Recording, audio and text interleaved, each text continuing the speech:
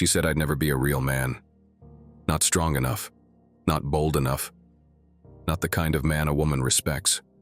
She walked out with our son in one arm and her new man waiting in the car. I let them go.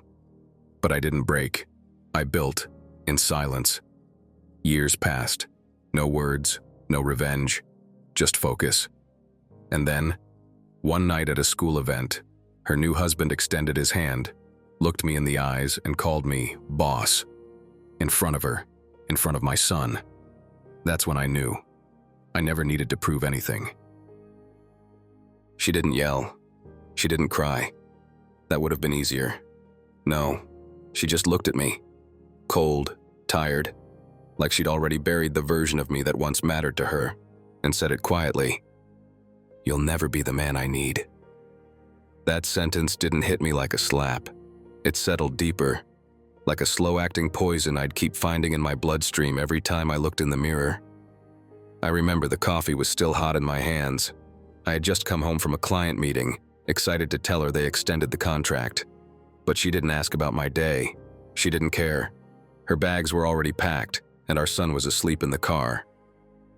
"I can't keep pretending," she added, as if the life we built was some kind of theater. I asked her what changed. She said nothing had. That was the problem. You dream more than you act. You talk big but move small. I need a man who makes things happen. The door shut behind her like a final period at the end of a sentence that rewrote my life. That night, I didn't sleep. Not because I was angry. Anger would have been a relief. But because I believed her. Maybe she was right. Maybe I wasn't enough. Maybe I'd built a version of myself that was only convincing on the outside. For weeks I replayed her voice in my head. That tone. That dismissal. The way she didn't flinch when she said it. I tried writing. I tried running. I tried praying. But everything echoed the same silence. The silence she left behind. The silence in our son's empty room. The silence in my own chest when I realized I didn't even know who I was without her telling me I wasn't enough. But here's the thing about silence. It can either be a prison or a forge. And somewhere around the third week, when I stopped waiting for an apology or a reason, something inside me shifted. Not in a dramatic, cinematic way. It was subtle. I started waking up earlier. Started working later. Not to prove her wrong. I wasn't that petty. I just didn't want to drown in what she said. I wanted to see if there was another voice inside me, one that hadn't been defined by her approval. It's a strange thing when someone you love becomes the mirror you no longer recognize. She was the one person I thought would always see the best in me. Instead, she left me with a version of myself I had to rebuild from the ground up. But looking back, that sentence, "You'll never be the man I need," wasn't a curse. It was permission. Permission to stop chasing a version of manhood I didn't believe in. Permission to find out what kind of man I actually was. She didn't wait for the full story. She didn't ask what I had in motion or what I'd been building in silence. She just packed up the pieces of the life we shared, fit them into boxes like they'd never meant anything, and left a note on the counter with no signature. It wasn't even angry. It was indifferent. That's what hurt the most. She moved in with him before the month was over. Some finance guy. Polished shoes, pressed shirts, company car. The kind of man who takes meetings at steakhouses and never worries about overdraft fees. I heard about it from a mutual friend. She didn't even have the decency to tell me directly. Just erased me like a typo in her life story and replaced me with someone who, in her eyes, had it together. I couldn't compete with that. Not then. I was still recovering. Still cleaning out the apartment where her perfume lingered in the hall closet and our son's drawings were taped to the fridge. Still staring at the budget spreadsheet, wondering if I'd have to pawn my guitar to make rent. And meanwhile, she was playing house with someone who didn't know a thing about where she came from. About who she used to be when we had nothing but love and a plan. The worst part? My son called him Mister. I could live with the fact that she moved on. But hearing my boy talk about another man giving him advice, or worse, discipline, stirred something deeper. I didn't want to be jealous. I didn't want to be angry. But something primal rose up in me. Something ancient and protective. It wasn't about her anymore. It was about him. My son. The one thing that still tethered me to this world when everything else felt shattered. I saw them once at a grocery store. She was laughing, loud, theatrical, like she wanted the world to know she'd upgraded. He had his hand on her lower back, casual but possessive. My son looked up and saw me before she did. He waved, small, hesitant, like he wasn't sure if he was allowed. That moment stayed with me longer than it should have. There were 1,000 things I wanted to say to her. About what I had planned. About what I was becoming. About the business that was finally starting to breathe. But none of it mattered anymore. She had decided I wasn't enough. And when someone makes a decision like that, you either beg them to reconsider, or you get to work making sure they never get to see what they missed. So I got quiet. Colder. Not bitter. Just sharper. I stopped looking at their lives and started building mine. Alone. Focused. Measured. No grand gestures. No social media wins. Just sweat and time and silence. I wasn't enough for her. That was fine. Because I was about to become someone neither of them would see coming. He never asked for any of it. Not the silence. Not the schedule. Not the way his parents suddenly became visitors in his life instead of anchors. 1 week with me. 1 week with her. A backpack shifting hands like a baton in a race he never signed up for. He was only 6, but you could see it in his eyes. He understood more than he said.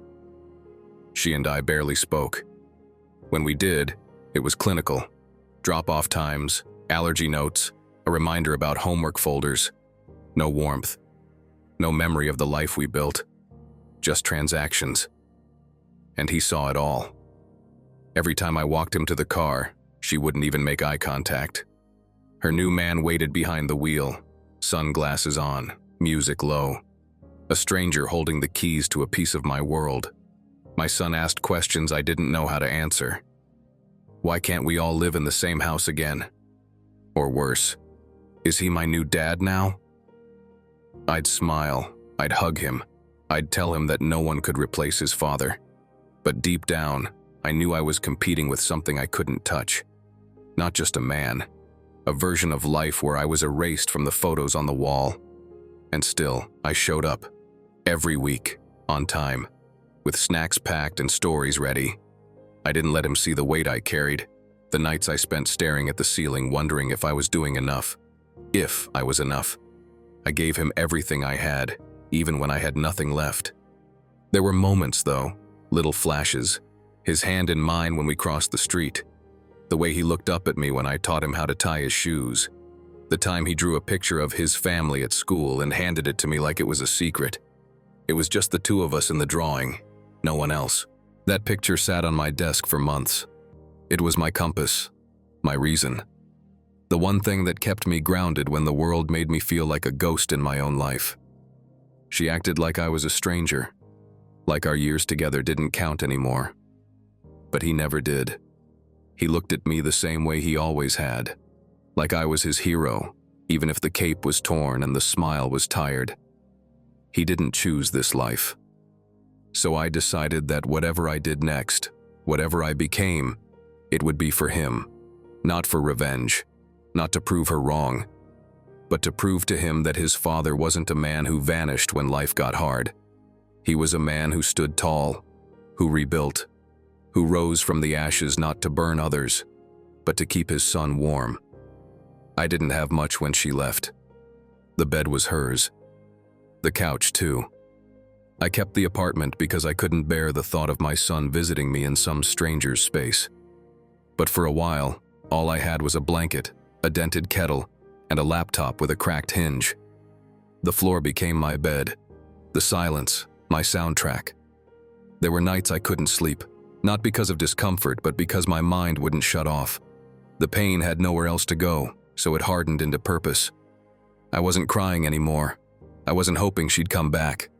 I was done rehearsing conversations that would never happen. Instead, I wrote code. I read. I built frameworks. I mapped out business models no one asked me to create. Not because I had investors. Not because anyone believed in me.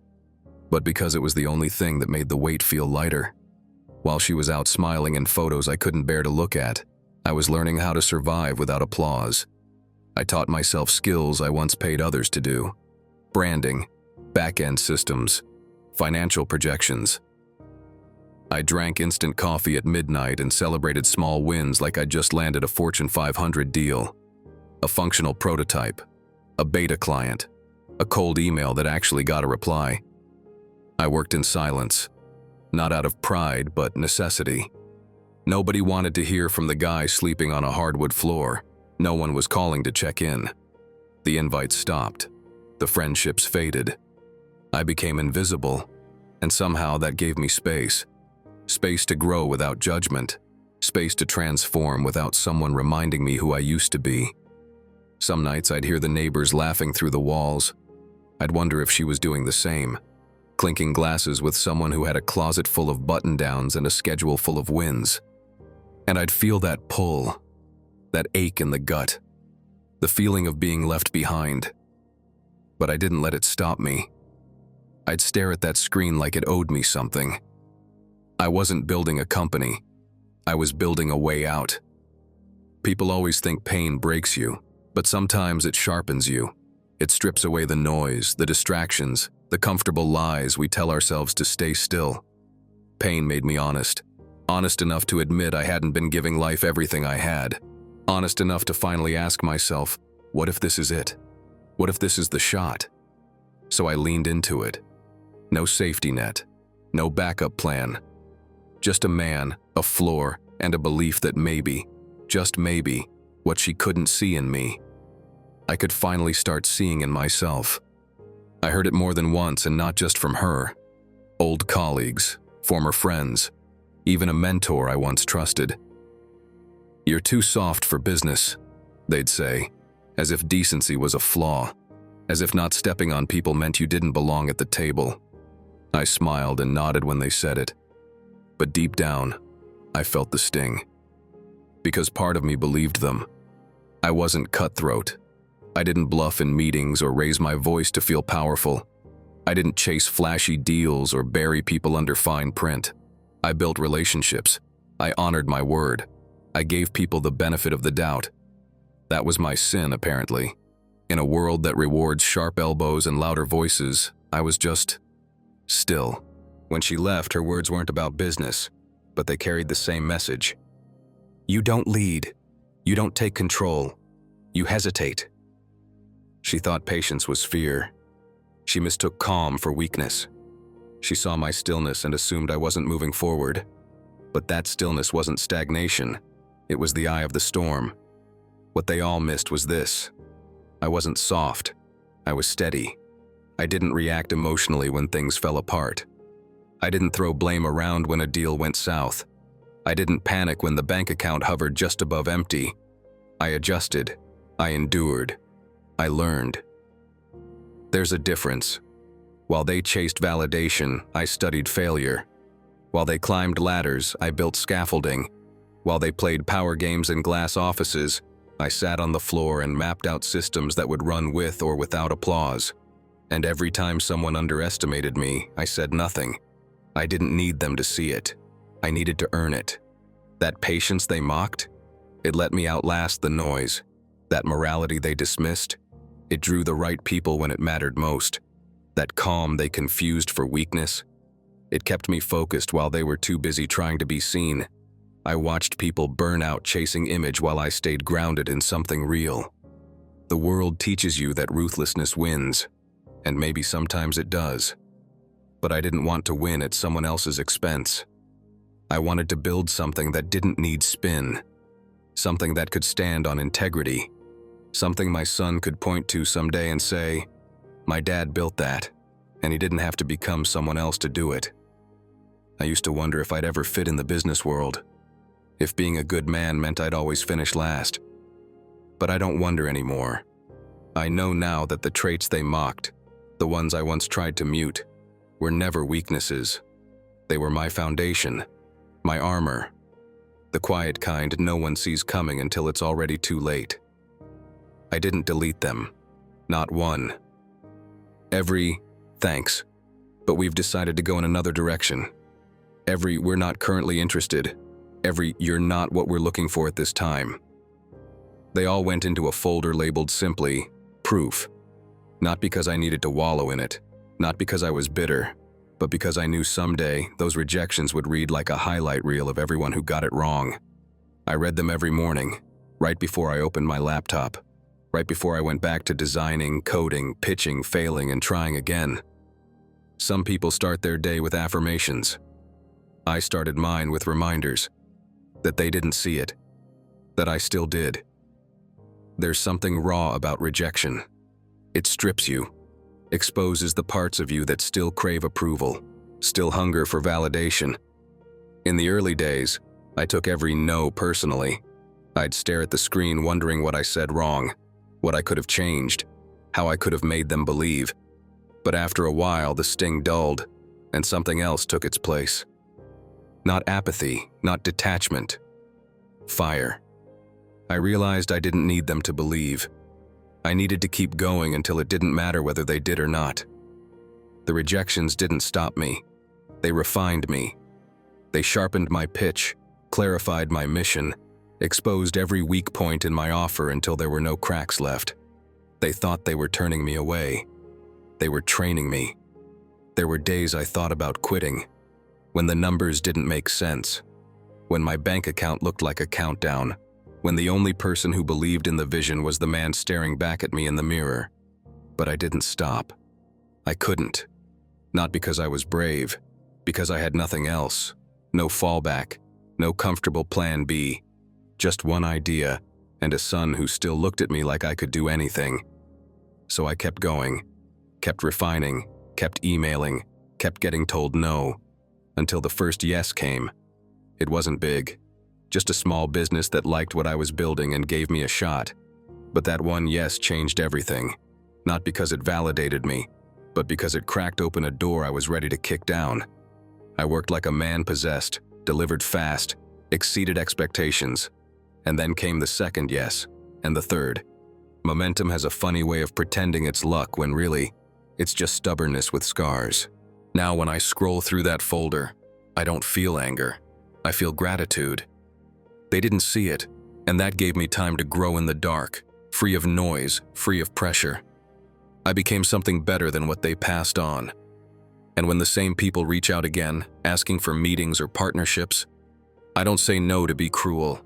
I just forward them their original email. No subject line, no message, just proof.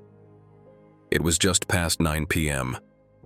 I was at my desk, same as every night, sifting through code and invoices, half listening to the hum of the refrigerator and the creak of a building too old to care who lived in it. Then my phone rang. It was my son. His name lit up my screen like a flare in the night. I answered before the second ring. He didn't say anything at first, just breathed. Shallow, shaky. I could hear the weight of something caught in his throat, and then it broke. He whispered it, soft, almost ashamed. "He's not you, Dad." I froze. My hands went limp on the keyboard. I sat back in the chair and let those words settle. I didn't ask what happened.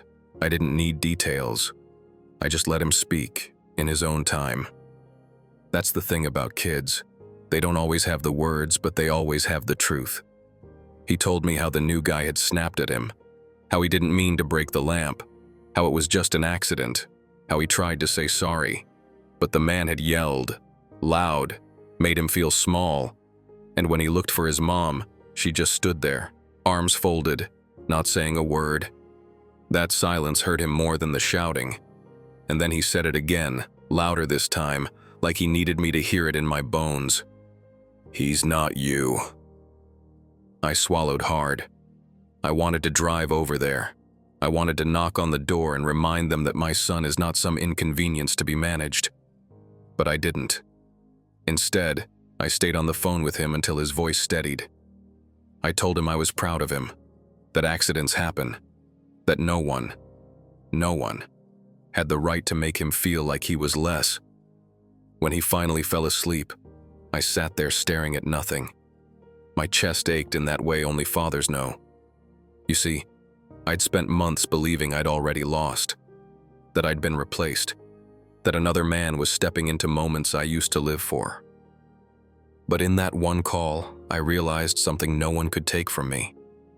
I was still his father, still his anchor, still the man he turned to when the world felt too heavy. And in that moment, I knew I was still in the fight.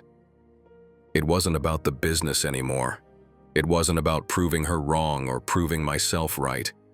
It was about becoming the man my son already believed I was. The kind of man who doesn't need to shout to be heard, who doesn't need to intimidate to command respect, who shows up every single time, even when it hurts. That night, I didn't go back to work. I laid down on the floor and stared at the ceiling, tears in my eyes and fire in my chest. Because now I wasn't just building for survival. I was building for him. I wasn't chasing revenge. Not then. That kind of hunger burns hot and dies fast. I didn't want to ruin anyone. I didn't care about taking something from her or proving anything to him. What I wanted, what I needed, was a shot.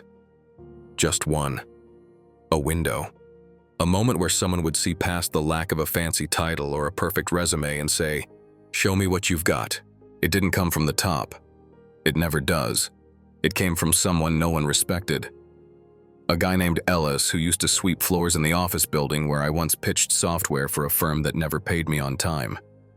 He'd been watching me though, quietly in the background, over coffee breaks and hallway hellos. We talked tech sometimes. He liked the way I explained things, said I didn't talk down like the others did, said I made things make sense. Turned out Ellis had a brother who ran a logistics company, small, struggling, drowning in broken systems and outdated tools. He said, "He won't listen to me, but he might listen to you. Want me to make the call?" I nodded before he finished the sentence. We met in a garage office behind a warehouse that smelled like oil and concrete. His brother, Jared, was skeptical. Didn't trust guys in button-ups with big promises. I didn't wear a suit. I didn't bring a pitch deck. I brought a laptop and 3 working demos I'd built myself, at night, while the rest of the world slept. He sat through it in silence. No nods, no smiles. Just watching, testing, challenging. At the end of it, he said, "You built this alone?" I nodded. He paused, looked at Ellis, then back at me. "You have 1 month. Fix my inventory tracking. If you can do that, we'll talk." That was it. No contract, no guarantees, just a shot. The door wasn't wide open, but it wasn't locked anymore, and that's all I needed. I worked like my life depended on it, because in many ways it did.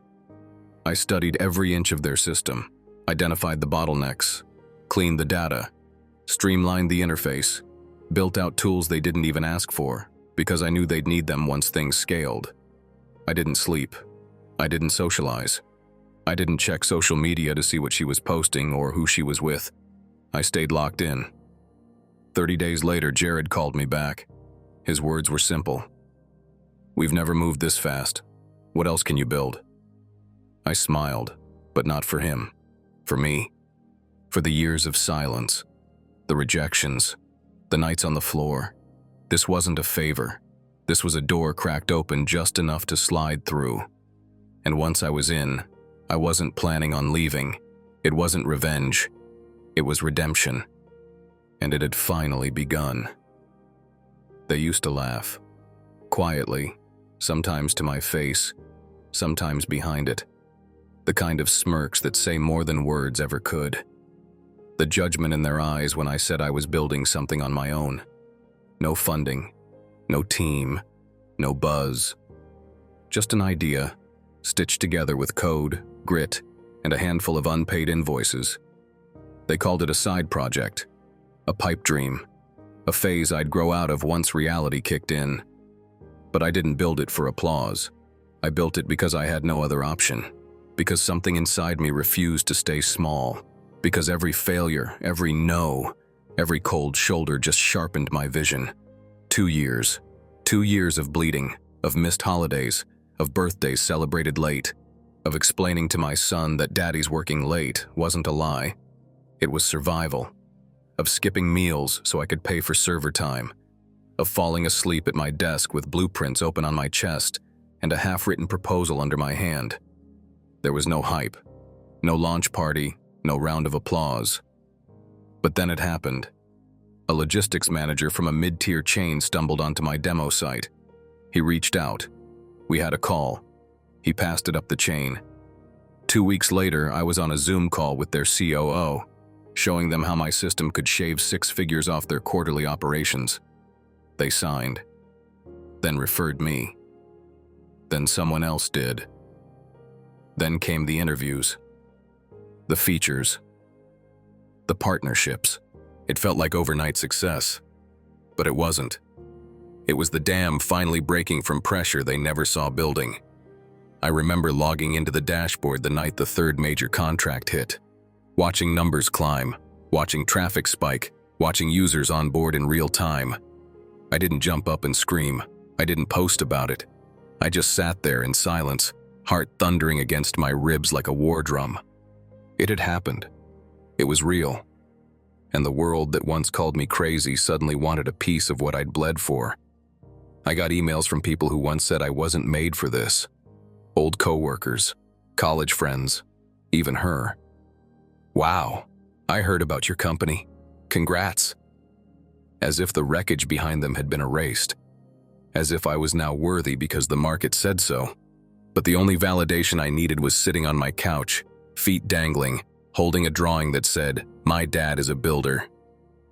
That night, I printed the moment, the dashboard, the contracts, the revenue spike, and pinned it above my desk. They laughed. They mocked. They doubted. And then the startup took off. And it didn't just rise, it shattered everything they thought I was. It started quietly. An article buried in a business section on some website most people scroll past. Then another. Then another. Suddenly my name wasn't just pixels on a screen. It had weight, gravity, momentum. Friends I hadn't spoken to in years sent screenshots. Former colleagues emailed congratulations cloaked in thinly veiled regret. But the message I knew would come, the message I didn't want, yet secretly needed, was hers. It came late at night. I was staring at my laptop, half reading sales projections, half listening to the city whisper its midnight lullaby outside the window. My phone buzzed. Her name glowed against the screen, and for a moment my stomach twisted like it used to. I opened it. "Was this you?" 3 words. No greeting, no context needed. Just a link to an article detailing the rise of the startup everyone said wouldn't survive. The photo was candid, taken at a conference. Me at a podium, suit I'd bought for the occasion. Eyes tired but bright. Not the man she walked away from, the one who slept on floors and doubted everything, but someone forged by fire. I stared at her question longer than I should have, felt the temptation to justify, to explain, to gloat. I could have said yes. I could have asked if she regretted leaving. I could have reminded her about the nights she'd laughed at my plans or the man she chose instead. But I didn't. I typed 3 words back. Simple, calm, complete. It always was. And then I put the phone down and breathed, feeling years of weight lift with those simple words. Because this was never about proving her wrong. It was about proving me right. She hadn't seen it. They hadn't seen it. But I had. Quietly, stubbornly, relentlessly. From day one. The texts didn't stop there. Friends asked for jobs. Investors reached out for coffee. Journalists called, wanting a backstory. How did someone so ordinary become newsworthy? But they missed the point. The story wasn't about a sudden rise. It was about a slow, invisible battle waged in silence, fought by a man nobody noticed until he won. My son called me the next morning, excitement bubbling through his voice. "Dad, everyone at school saw your picture. You're famous." His pride meant more than any headline, more than any congratulations from those who once dismissed me. It was a reminder that the only opinion that ever mattered had been in front of me all along. She texted again later that week, softer this time, asking to meet. She wanted to catch up, but we both knew it wasn't about that. She wanted to see up close the version of me she'd left behind, the version now validated by everyone but her. I didn't reply. I didn't need to revisit the past, because in that moment, my name in the news, my phone full of messages, I realized something more powerful than revenge, more lasting than validation. I had built a life I no longer needed to explain to anyone. It wasn't flashy, not a dramatic pitch in a glass-walled boardroom or a handshake with cameras flashing. It was coffee, quiet and understated, at a small diner tucked away from downtown, a place businessmen didn't frequent, where the table wobbled and the waitress knew everyone by name. Across from me sat a man named Jack Carter, gray hair cropped short, eyes sharper than anyone I'd ever met. He had built his own empire quietly, no headlines, no scandals, just a steady climb, stone by stone. Jack didn't ask about my numbers first. He didn't quiz me on market projections. Instead, he asked about the nights I'd spent alone building something that no one else believed in. He asked about my son, about the sacrifices, about what drove me when the applause never came. I answered honestly because I could tell that's all he cared about. Integrity, grit, and the quiet strength that comes from having nothing to lose. When he finally asked to see the numbers, he skimmed them for less than a minute. Then he slid the papers back across the table and smiled. "You don't need me to tell you these are good," he said, sipping his coffee. "But that's not why I'm here." He leaned forward. "I invest in people, not spreadsheets. Spreadsheets lie. People show you who they are." And just like that, with a handshake and no fanfare, I had my first serious investor. Jack didn't just write a check, he opened doors. Quietly, deliberately, without ego. Within weeks, I had meetings I never dreamed I'd sit in. Executives who wouldn't return my calls months earlier suddenly wanted my opinion. One partnership turned into two into five. My quiet little startup became something people talked about in boardrooms and coffee shops alike. My phone rang constantly, not from people checking in, but from those looking for guidance, expertise, answers. I didn't become someone else. I just became visible. Suddenly, I was the person people called to solve problems, to untangle systems, to build something stable out of chaos. I wasn't the loudest in the room, but when I spoke, they listened. They listened because I had walked the path they feared, because my answers weren't theories, but truths tested in fire. Then came offers, big ones, the kind that would have changed my life overnight, filled my bank account, bought me a bigger house, a faster car. But I turned them down, not out of pride, but clarity. This wasn't about the money. It was about the freedom. The freedom to choose partnerships based on shared values, not just profit. Jack asked me once, months later, sitting at that same diner, if I regretted turning down any of those offers. I smiled and shook my head. The investment I needed wasn't the money, I said. It was someone who saw me when nobody else did. That was the partnership that changed everything, not because of capital, but because one person's belief made everyone else finally see what had been there all along, a quiet strength they had underestimated until it was undeniable. The cake was small, chocolate, his favorite. 8 candles lit up the tiny apartment kitchen, casting flickering shadows on the walls, dancing around my son's eager eyes. This wasn't the party most kids his age would dream of. No bouncy castles, no magicians, no piles of brightly wrapped boxes. But he smiled anyway. That quiet, hopeful smile I recognized as mine. When he blew out the candles, I felt the moment settle around me. I realized something powerful. My son had learned to find joy not in things, but in the presence of someone who truly saw him. And as he hugged me, I knew exactly what I had to do next. After cake, we sat together on the worn sofa. He looked at me curiously. "Do I get a present, Dad?" he asked, careful, hopeful, as if bracing for disappointment. I smiled.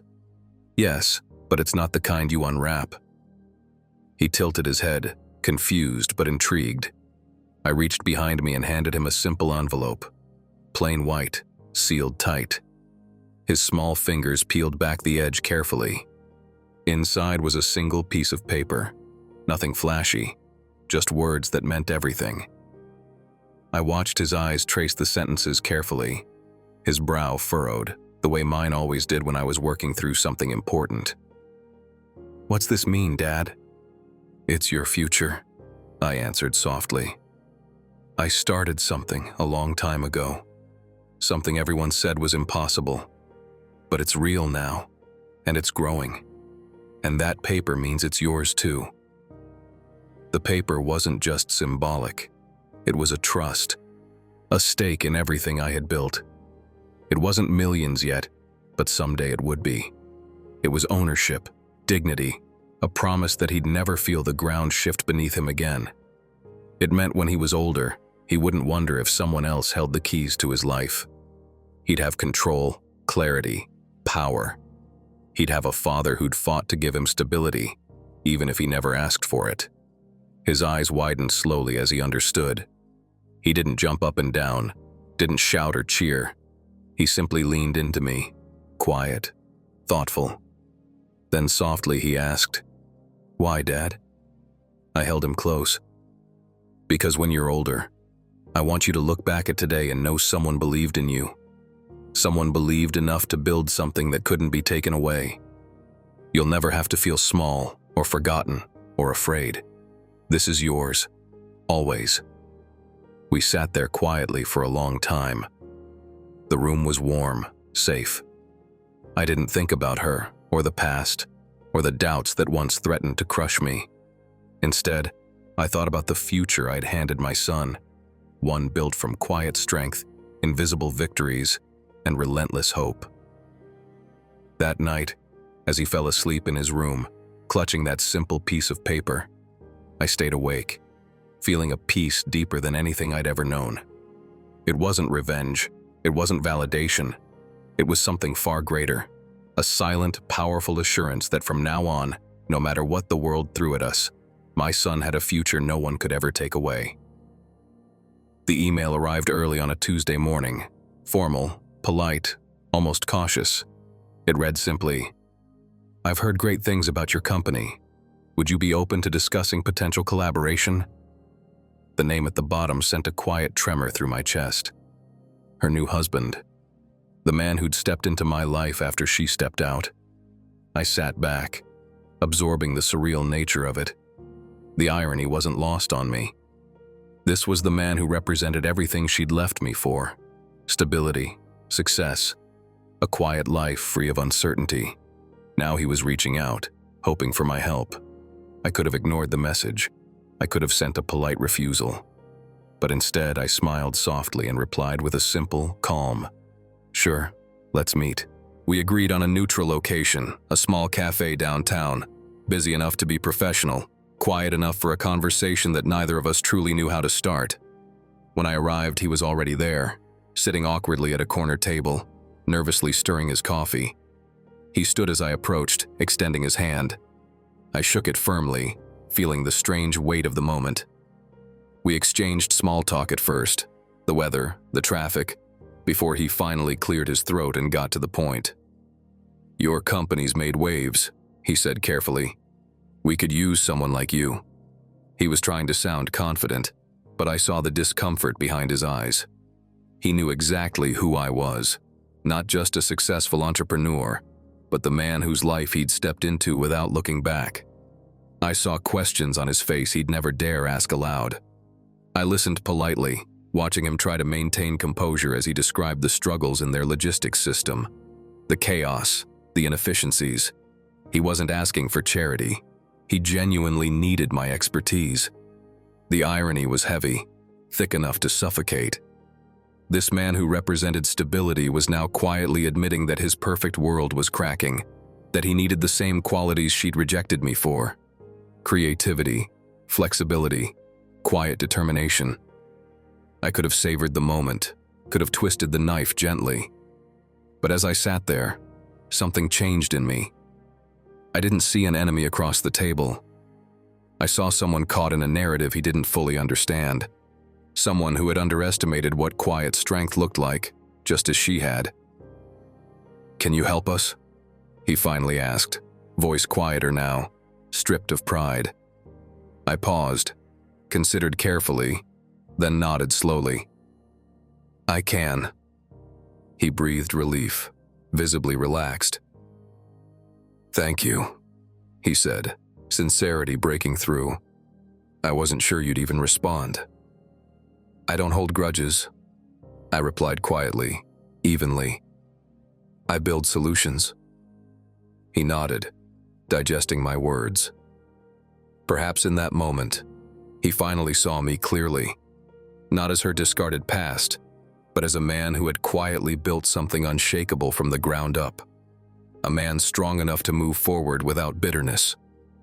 We shook hands again, and as I turned to leave, he hesitated. "She never really knew you, did she?" he asked quietly. I met his gaze evenly, without resentment. "No," I answered simply. "She didn't." As I walked away, leaving him to ponder what he'd missed, I felt no satisfaction in revenge. Just the quiet, profound peace of knowing that the man she thought I wasn't was exactly who I'd become. We sat in a sleek conference room overlooking the city, glass walls reflecting quiet professionalism, the distant hum of traffic murmuring beneath us. I had agreed to come to his offices for the formal pitch, neutral ground, yet clearly his territory. Around the polished table sat his colleagues, sharp suits, expensive watches, polite smiles, everything perfectly staged. I began my presentation calmly, walking them through each slide with practiced ease, detailing exactly how my software could streamline their tangled logistics. They listened intently, impressed but reserved, making careful notes and occasional whispers. Her new husband, sitting directly across from me, nodded thoughtfully, unaware yet of the quiet storm about to unfold. Halfway through, I clicked onto a slide displaying a detailed dashboard, our flagship tool that had revolutionized operations for some of the biggest names in the industry. I felt the room shift subtly. He leaned forward, eyes narrowing slightly, scanning the data carefully. A flicker of recognition crossed his face, confusion quickly following. He glanced at the logo, then at my name on the screen, then back to me. His eyes widened slowly. He straightened, expression shifting rapidly from professional curiosity to quiet disbelief. The room seemed to shrink as he cleared his throat awkwardly, interrupting my explanation mid-sentence. "Wait, you're him?" he asked softly, uncertainty coloring his voice. Silence fell instantly.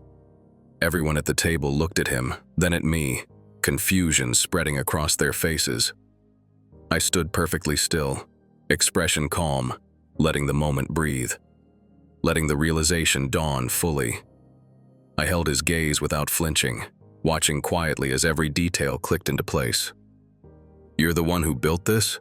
he asked again, softer now, almost respectfully, a hint of embarrassment behind his voice. I nodded slowly, deliberately, never breaking eye contact. "Yes, I am." He leaned back in his chair, visibly stunned, the professional veneer slipping entirely. His colleagues watched quietly, sensing the undercurrent without understanding its source. 100 silent questions filled the air between us, each one left unanswered. He shook his head slightly, smiling almost in disbelief at himself. "I had no idea," he admitted quietly, genuine humility slipping through. "She never mentioned—" He stopped short, suddenly realizing he'd revealed too much. But the damage was done. His team glanced at one another, piecing together the puzzle. They didn't know our history, but they understood enough. The silence that followed was heavy but not hostile. It was filled with something deeper than embarrassment or regret. It was filled with clarity. He saw me clearly now, not as the man who had been replaced, but as the quiet force behind something undeniable. I cleared my throat gently, breaking the silence, calmly resuming the pitch as if nothing extraordinary had happened. But the air had changed. Every word I spoke carried new weight, a subtle power, an unspoken truth that lingered between us all. When I finished, the questions were respectful, almost reverent. He spoke less, eyes reflecting a newfound admiration mixed with discomfort. I shook hands politely with each person afterward, lingering only briefly as I reached him. "Thank you," he said softly, sincerity in his voice. I nodded gently, acknowledging his humility without exploiting it. Walking away, I felt no victory, only quiet affirmation. Because in that moment, everyone at that table knew something powerful had shifted. I hadn't needed revenge. My truth had spoken louder than any words could. I'd never been one for school events, but when my son asked if I'd come to the parent-teacher night, something in me shifted. Maybe it was the way he looked at me, hopeful yet uncertain, or maybe it was just the simple fact that he still expected me to show up, even when it seemed like the world had forgotten about us. She had been to every other event, her and him, always together, always on time, always the perfect couple. But tonight I was showing up. For him, not for her, not for the image, just for him. I arrived early, walking through the crowded hallways of the school. The walls were covered with colorful drawings from the kids, their little hands capturing what they saw in the world around them. Innocent, hopeful, full of possibilities.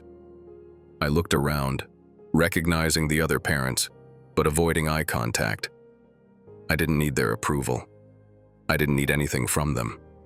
I just needed to be there when my son looked up from his seat, waiting to see if I'd be the one standing beside him. She was already there when I walked in. Her back was to me, standing in the corner, chatting with a few other parents. He stood next to her, her new husband, looking like he belonged in this place. Perfect suit, perfect smile, perfect life. I felt my chest tighten, but I didn't flinch. I kept walking, eyes forward, straight to my son's classroom. I knew this moment was coming. I had prepared myself for it.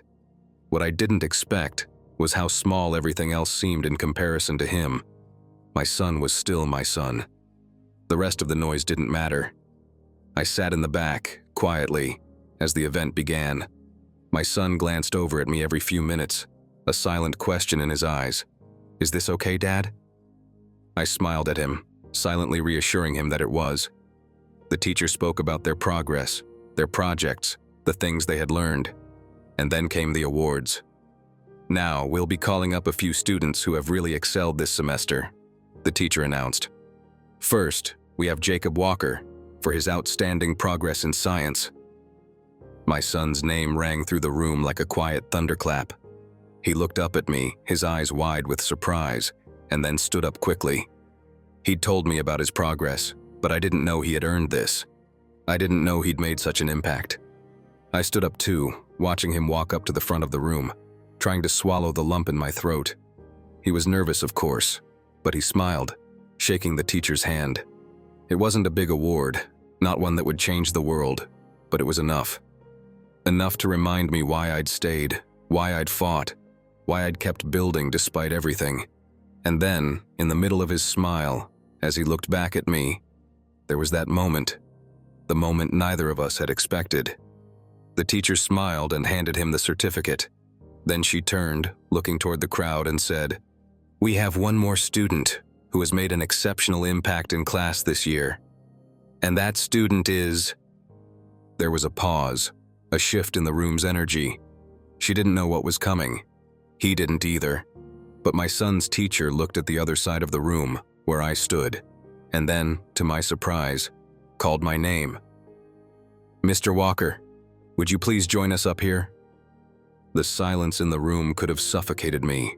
I felt every pair of eyes on me as I made my way forward. But I didn't hesitate. I didn't shrink.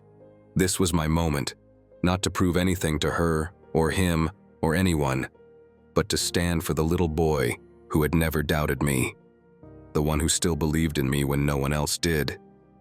When I stepped forward, there was a murmur in the room.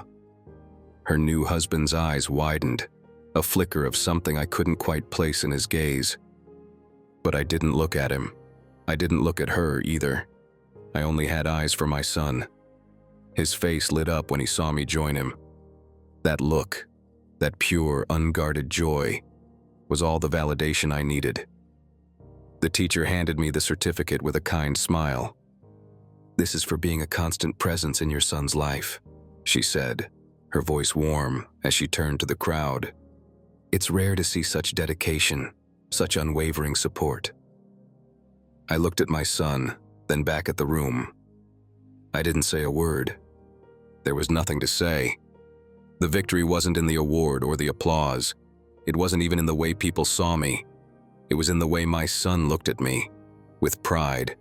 Pride that he had never doubted me, even when the world had.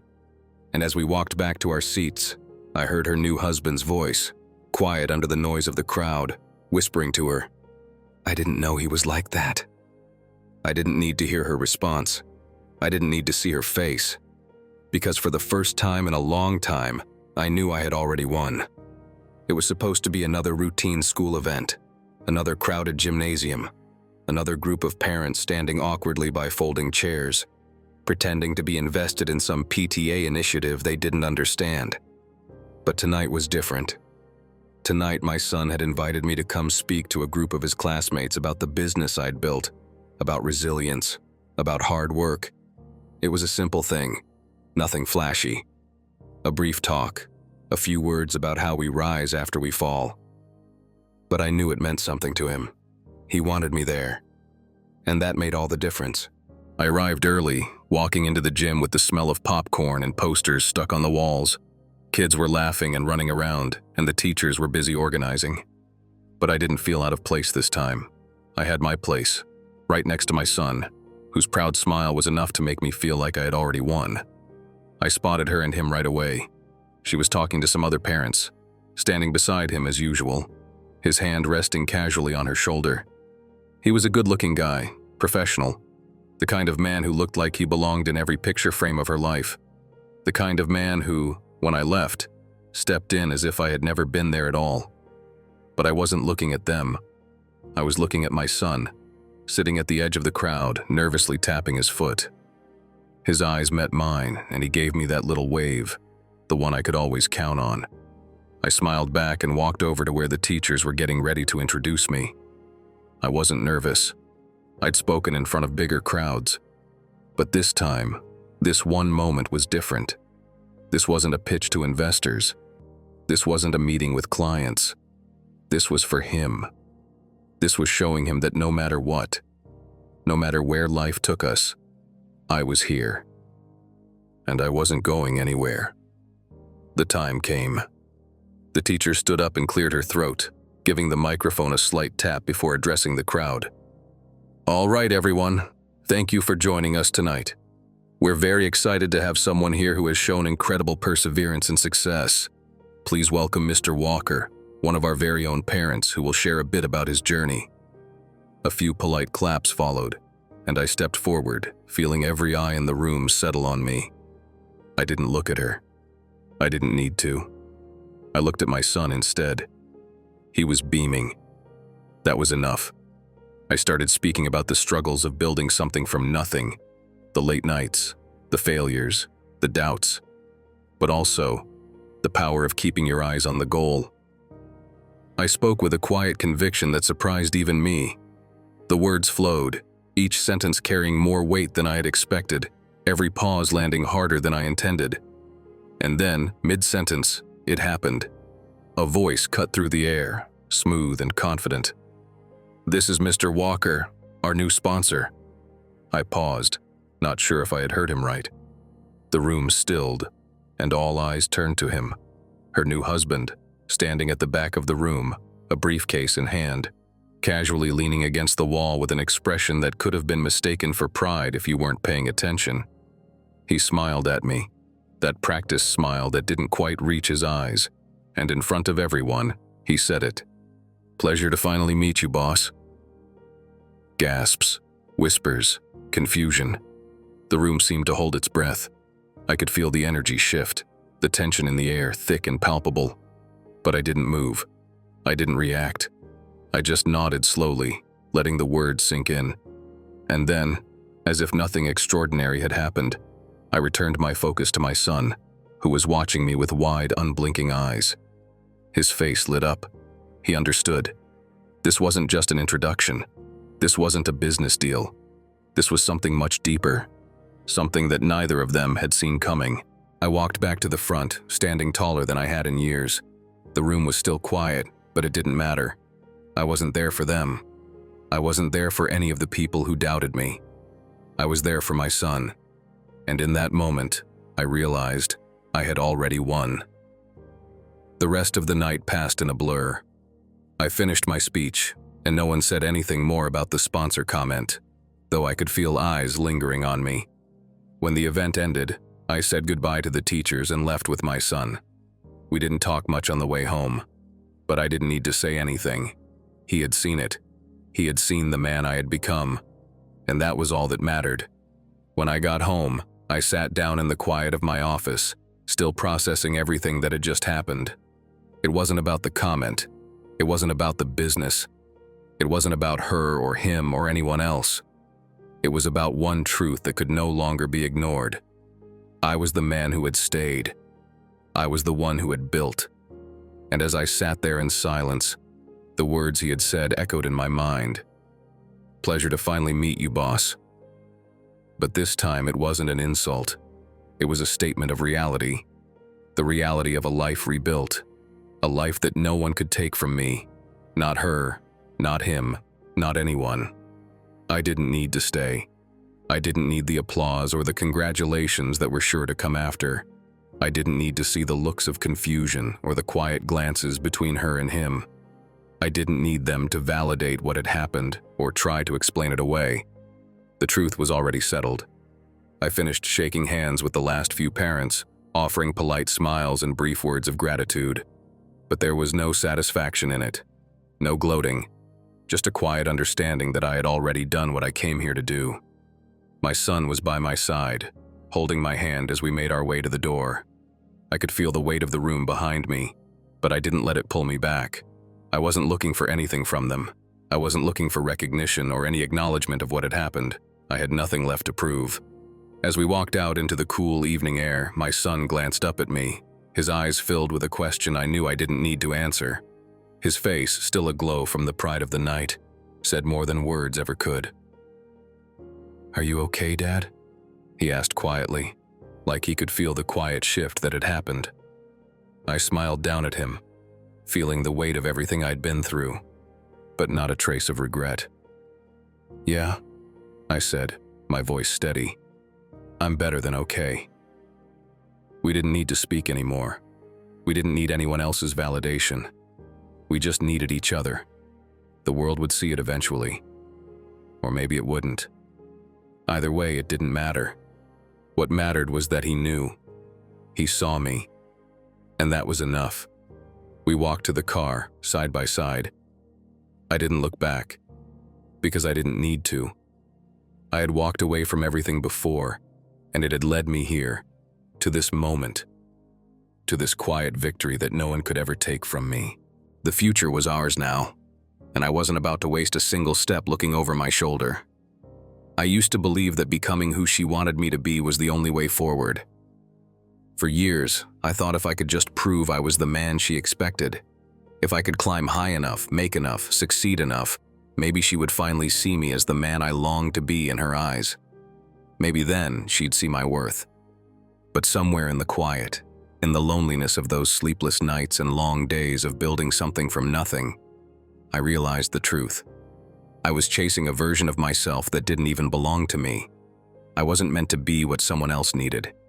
I wasn't meant to fit a mold or a box. I wasn't meant to prove anything to her or anyone else. I was meant to become something more, a version of me that had always been there, quietly waiting, patiently growing, and now, finally, ready to step into the light. I had spent years trying to prove myself to her, trying to win back a love that had already left. But the day I realized I didn't need to win her back was the day everything changed. Because in that moment, I understood something that changed everything. A real man doesn't have to prove anything to anyone. A real man stands tall in his own truth. He doesn't need to win over the world. He only needs to be the man he's always been, the one who quietly perseveres, the one who keeps going even when no one's watching. And more than anything, a real man doesn't need to show others his worth. He knows it himself. I never became the man she needed. I became something more. The man my son had always believed I was. The man who, despite the doubt and the pain, had always been there for him. The man who wasn't afraid to fail but stood back up, not because he was looking for applause, but because it was the only way forward. When I look at my son now, I don't see someone who needs my approval. I see someone who believes in me. Not because of some grand achievement, not because of some fancy title or the things I own. He believes in me because I showed up. I fought. I didn't quit. And I was the kind of man who led with integrity, even when the world told me to play by different rules. I never became the man she wanted, but I became the man I needed to be. And that man is stronger, wiser, and more at peace than any version I once thought I needed to prove. A real man doesn't have to prove it anymore. He simply lives it.